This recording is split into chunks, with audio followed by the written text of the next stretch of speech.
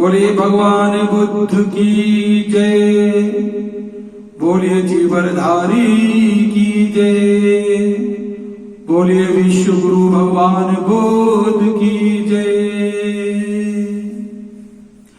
मंगलम भगवान बुद्ध, मंगलम माता यशोधरा, मंगलम भगवान बुद्ध, मंगलम माता यशोधरा, मंगलम राजा शुद्धोधन, मंगलम रानी महामाया,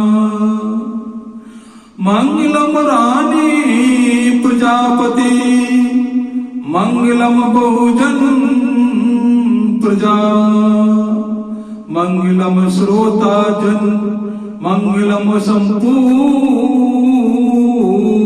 प्राणी जगत है।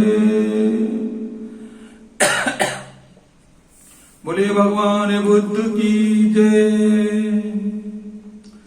कर्पूरी गौरम करुणावतारम संसार ज्ञानम ज्ञानेन्द्र विजयम सदा वसंतम हृदया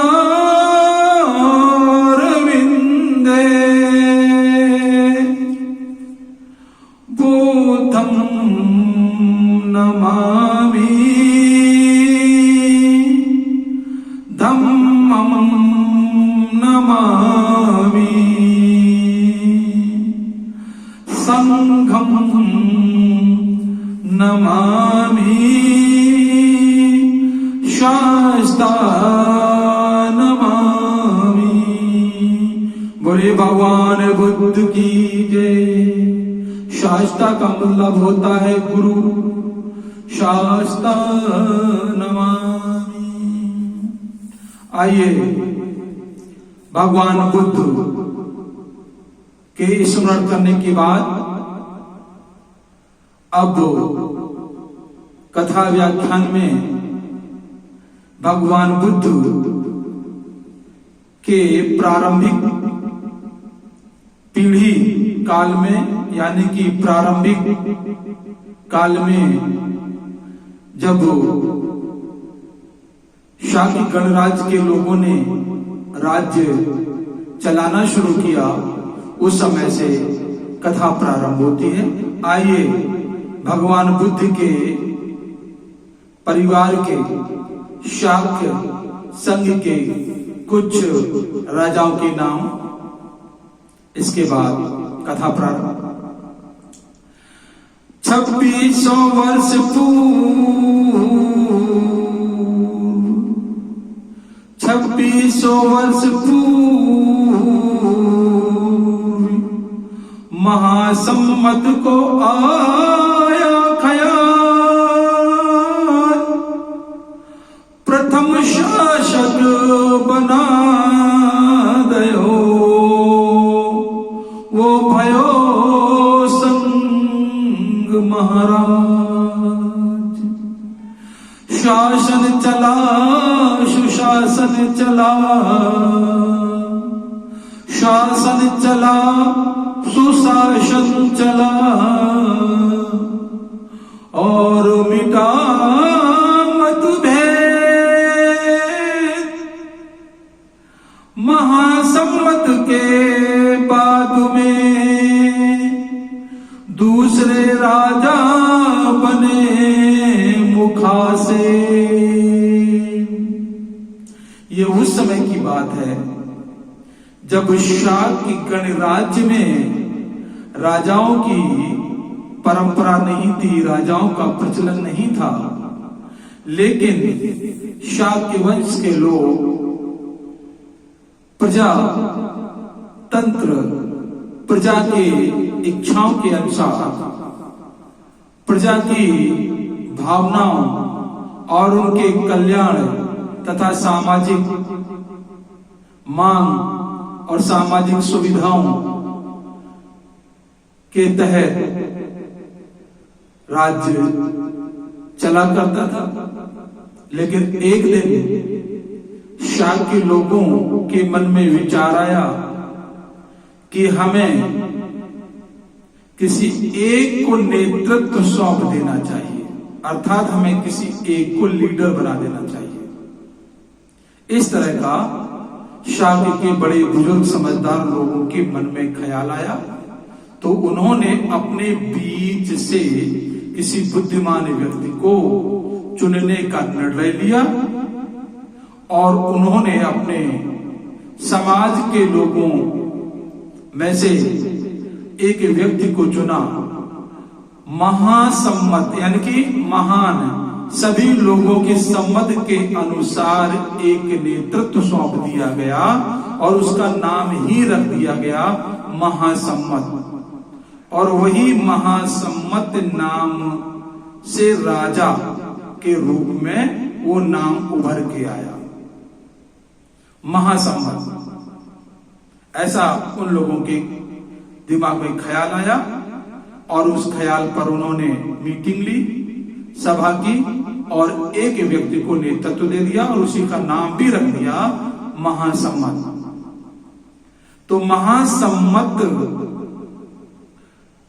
शासन चलाने के लिए अग्रसर हुए और उन्होंने राज्य को चलाने के लिए कमान थाम ली और शाक संघ में उनको महासम्मत यानी महासम्मत के नाम से महाराज यानी कि राजा कहलाए। तो प्रथम जो शासक हुए हैं, प्रथम जो राजा हुए हैं शाक के गणराज्य में, वो महासम्मत हुए हैं। महासम्मत ने अपने शासन काल को जनप्रिय बना करके, लोकप्रिय बना करके जनता के अधिकारों, जनता की आवश्यकताओं, जनता की सुविधाओं के अनुसार उन्होंने राज्य चलाया और अपने राज्य में किसी भी तरह का उन्होंने मतभेद नहीं रखा। ये बहुत बड़ी बात थी, उन्होंने मतभेद नहीं रखा। हालांकि उस समय आर्य और अनार्य लोगों का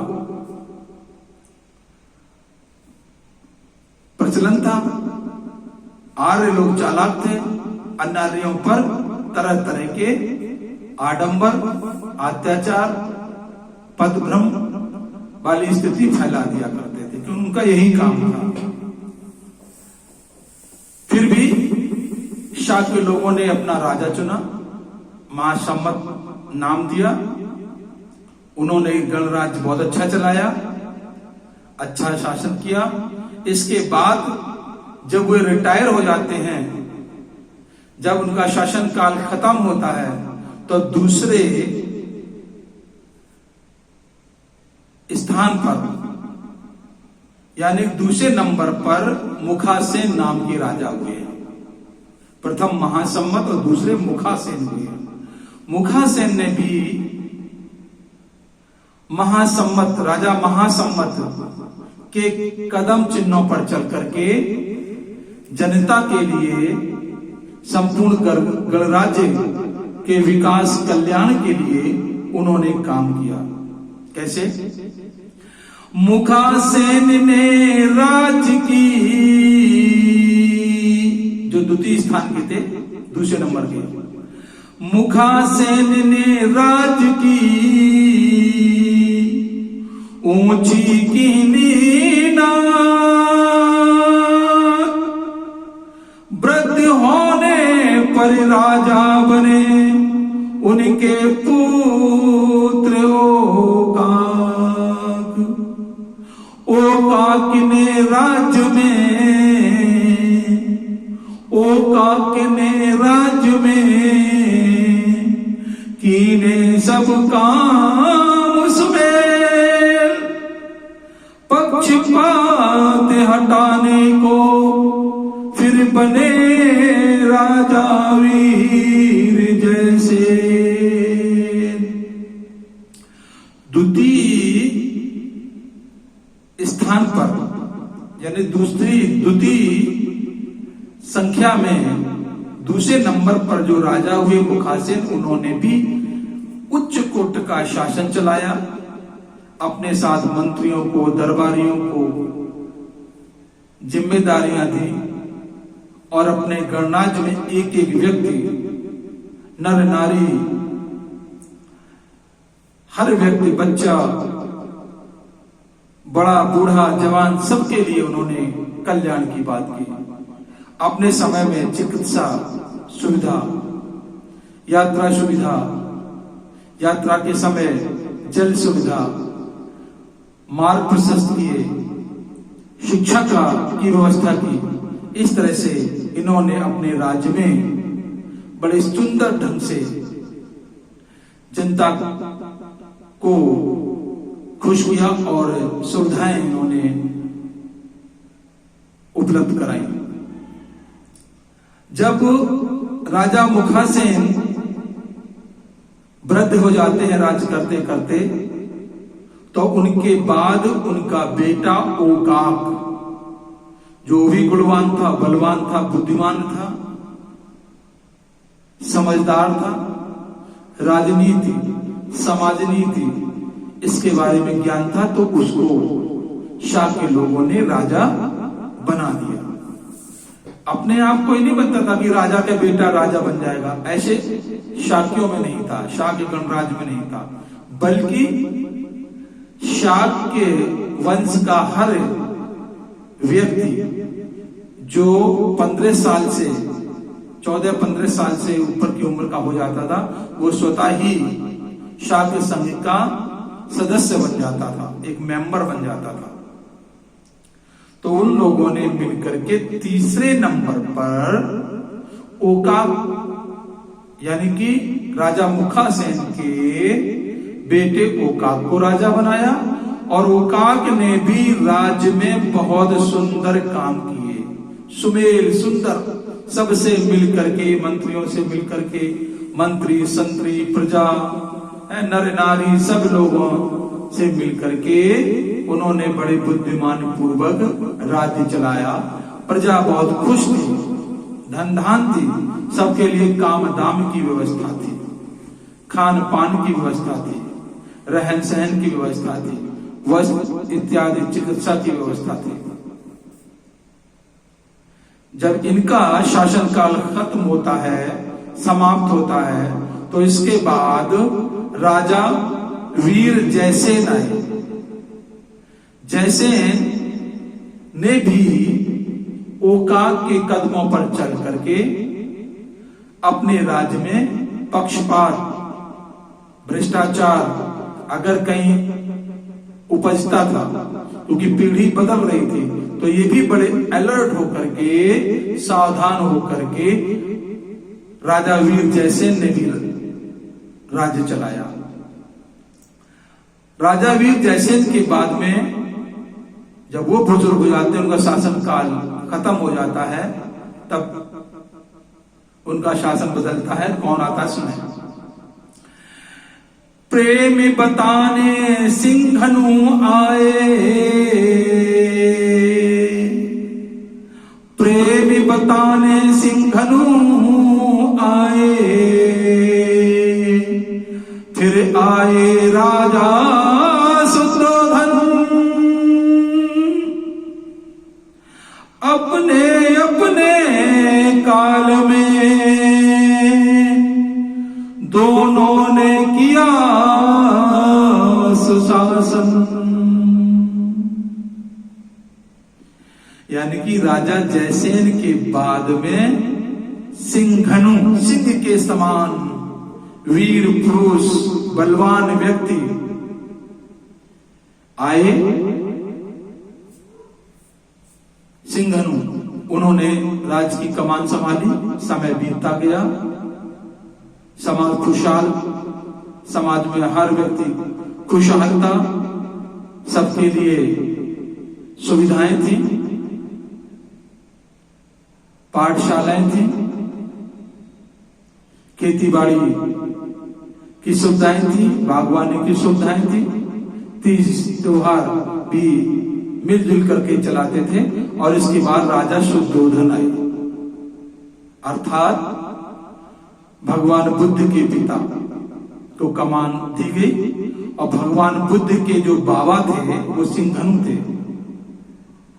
कुछ बुद्धिस्ट लोग मानते हैं कि भगवान बुद्ध के पिता सिंघनु को ही हनुमान लोगों ने बना दिया, आर्यों ने नाम दे दिया हनु सिंघनु, सिंह के समान ऊर्जा शक्ति रखने वाले सिंघनु राजा थे। और सिंघनु के बाद राजा शुद्धोधन आए। राजा शुद्धोधन ने भी अपना राज्य बहुत सुंदर ढंग से चलाया। प्रजा संपूर्ण खुशहाल थी, यानी कि सिंघनु के बाद शुद्धोधन ने भी राज्य को बहुत अच्छे ढंग से चलाया। खान पान, शिक्षा, चिकित्सा, यातायात, खेतीबाड़ी इत्यादि की व्यवस्था थी। इसके बाद उनके जीवन काल में एक टर्निंग पॉइंट आता है, एक परिवर्तन काल आता है। एक्चुअली राजा शुद्धोधन की उम्र 50 साल की हो गई थी, कोई संतान नहीं थी। अब चूंकि राजा के बेटा राजा हो गए थे, वैसे चलन तो नहीं था, लेकिन गुणवान व्यक्ति मिल गया संघ के लोगों को, तो राजा के बेटे को राजा बना दिया। ऐसा कुछ सीमाएं नहीं थी कि राजा के बेटा राजा बनेगा। संघ के सदस्य जिसको चाहते थे, जिसको गुणवान, पक्षपात रहित, बुद्धिमान, बलवान समझते थे, उसको राजा बनाते थे। तो शुद्धोधन को भी राजा बनाया गया। शुद्धोधन का विवाह हुआ था, तो उनको 50 साल की उम्र तक कोई संतान नहीं थी। देखिए, सुनते हैं। 50 की उम्र में महामाया ने जन्मे सिद्धार्थ। ये टर्निंग पॉइंट था। 50 की उम्र में महामाया ने जन्मे सिद्धार्थ। पिता शुद्धोधन, राजा शुद्धोधन हर्षित हुए और भये प्रकृति कृतार्थ। अब चूंकि भगवान बुद्ध की कथा है, इसलिए यहाँ पर राजा शुद्धोधन, राजा सिंघनु, राजा जयसेन की कथाओं को हम विस्तार से नहीं बताएंगे। यहाँ पर भगवान बुद्ध की कथाओं से संबंधित आगे बढ़ना है, इसलिए संक्षेपण करते हुए कथा को बताया जा रहा है। तो कहने का मतलब ये है, राजा हुए शुद्धोधन, उनकी शादी महामाया से हुई। रानी महामाया को 50 साल की उम्र तक कोई संतान नहीं थी। हम सबको समझाने को जन्मे शुद्धोधन पुत्र, अंधकार अज्ञान को कीनो दूर सर्वत्र। संक्षेपण लेकर के बताना ये चाहता हूं कि भगवान बुद्ध का जब जन्म हुआ था, उस समय माता की उम्र, माता महामाया की उम्र यही कोई 48 की थी, और पिता की उम्र लगभग 50 साल की थी। इस उम्र में भगवान बुद्ध का जन्म होता है अपने माता पिता से। तो बोलिए भगवान बुद्ध की जय। ये संक्षेपण करके बताया गया है। तो आपको फिर से बता दूं कि भगवान बुद्ध के परिवार में जो मुख्य लोग थे वो कौन कौन से थे? महासम्मत, मुखा से, ओकार, जैसे, सिंघनु, राजा शुद्धोधन, और इसके बाद सिद्धार्थ का जन्म होता है। कैसे जन्म होता है वो अगली कथाओं में आपको श्रवण कराया जाएगा। तो बोलिए राजा शुद्धोधन की जय, बोलिए राजा सिंघनु की जय, बोलिए भगवान बोध की जय। आइए अब एक गीत श्रवण करते हैं।